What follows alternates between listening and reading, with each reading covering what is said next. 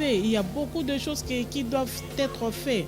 Nous sommes là en train de pleurer la misère et consorts. Les pays, la population, nous vivons en deçà de nos privilèges à 1 $ le jour. Mais non, non.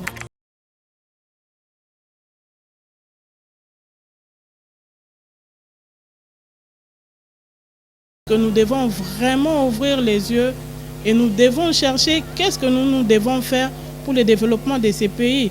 Et si le pétrole, les blocs pétroliers et les gaz, partout ailleurs dans des pays développés et autres, ils sont en train d'exploiter leurs richesses, ils sont en train d'exploiter leurs ressources sans problème. Et quand nous voulons exploiter, pourquoi il y a toute cette agitation? Non. Pourquoi cette agitation? Qu'est-ce qu'il y a derrière tout ça? Pourquoi vous vous agitez? Moi, je ne pense pas qu'il faut qu'il y ait des agitations. Ce sont nos richesses, nous avons le droit de les exploiter. Nous sommes Congolais et cela nous appartient. Donc nous, en tant que société civile environnementale, comme je l'ai dit sur CEARICO, nous sommes d'accord à ce que ces exploitations soient faites, mais dans le norme. Dans le norme, il faut qu'il y ait l'impact environnemental. Donc, que tout se passe dans le norme afin que chacun de nous puisse se retrouver, que ça ne soit pas comme tous ces ressources minières qui sont exploitées et jusque-là la population ne se retrouve pas. Non, que la population se retrouve et que les pays soient développés. Nous cherchons le développement de ces pays.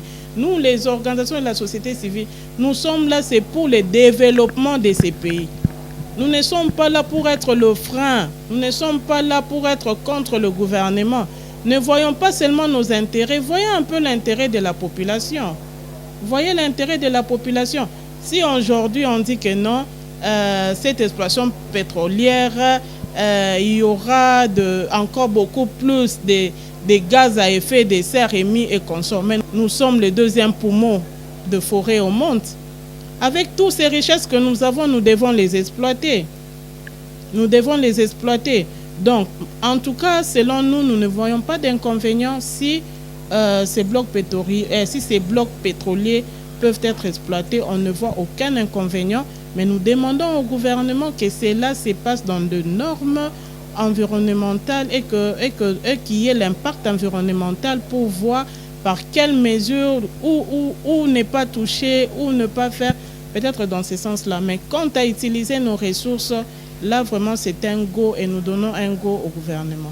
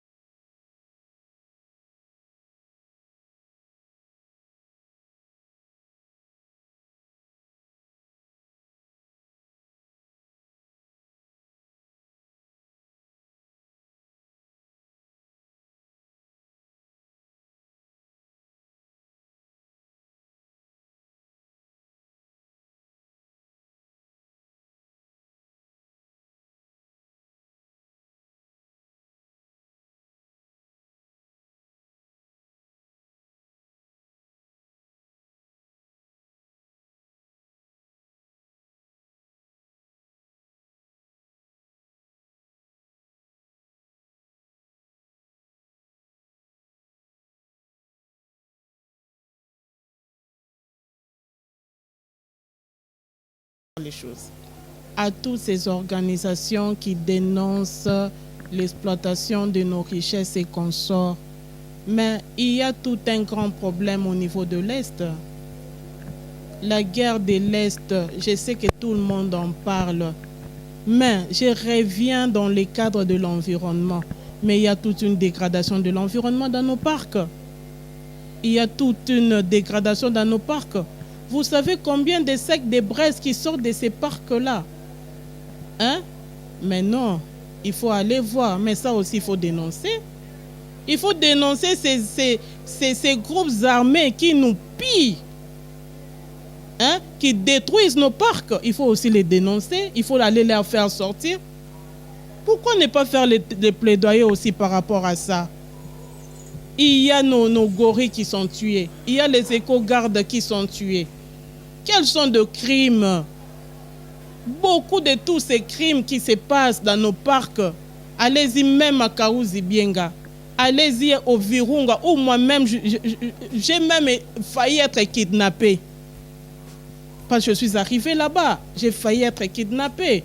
Mais allez-y, pourquoi vous ne dénoncez pas? La société civile environnementale que nous sommes en train de dénoncer cela jour et nuit. Mais non, il y a même des réfugiés qui sont en train de tout détruire. Les arbres qui sont là-bas sont détruits. Dénoncez aussi cela. Cherchons une solution pour cela. Regardez aussi l'environnement. Quand il y a la guerre, l'environnement en pâtit aussi. Ne regardons pas de droits humains. Regardons aussi à la justice climatique. Regardons aussi aux droits aussi de l'environnement. On ne doit pas seulement regarder parce qu'aujourd'hui nous parlons de l'environnement. Tous nos parcs qui sont pillés, les braconnages et consorts. Dénoncez aussi, dénoncez cela et trouvons des solutions pour cela. Je pense qu'il ne faut pas seulement attaquer les gouvernements, attaquons aussi ceux qui sont en train de venir freiner le développement de notre pays et en train de nous donner les dés chaque jour de notre vie. Non, je pense qu'il faudra voir les choses d'un bon œil. Donc c'est tout ce que je peux dire. Si nous tous, nous pouvons être ensemble, voir ce qui ne va pas et trouvons des solutions, je pense que ça peut aller plutôt que de commencer à s'attaquer aux idées et aux programmes du gouvernement pour le développement de ces pays. Donc je pense que c'est ça.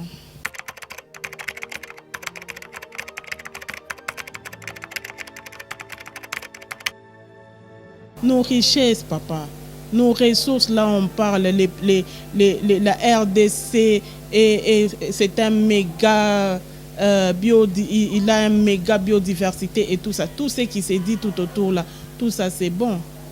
Les terres arables, ouais, c'est ici en RDC. Mais nous mourrons de faim. Nous mourrons de faim. Alors, allons-y, faisons un pas.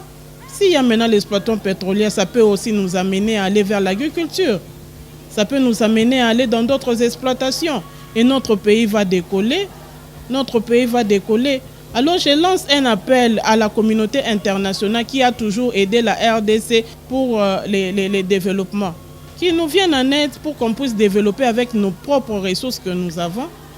Je pense que nous avons la richesse. Et il suffit de développer cette richesse et la RDC va décoller.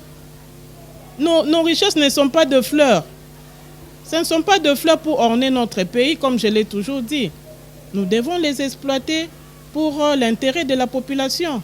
Et comme moi, j'ai toujours milité pour les communautés locales, pour ces communautés locales-là qui croupissent dans la misère. Donc, c'est un peu ça. Nous devons regarder à nos intérêts, à nous, quand bien même il y a l'intérêt environnemental et l'intérêt pour le monde. La RDC a des richesses, la RDC a des ressources, il y a ce que nous appelons le partage, il y a beaucoup d'activités même alternatives par rapport pour compenser même. Il y a de pays pollueurs dans le monde. Qu'est-ce que ces pays pollueurs font? Ils font la compensation. Et si nous aussi on devient pollueurs pour faire la compensation, où est le mal? Nous avons beaucoup d'espace, nous avons la savane. Il y a le programme de gouvernement, il y a le programme du gouvernement que je salue de 1 milliard d'arbres.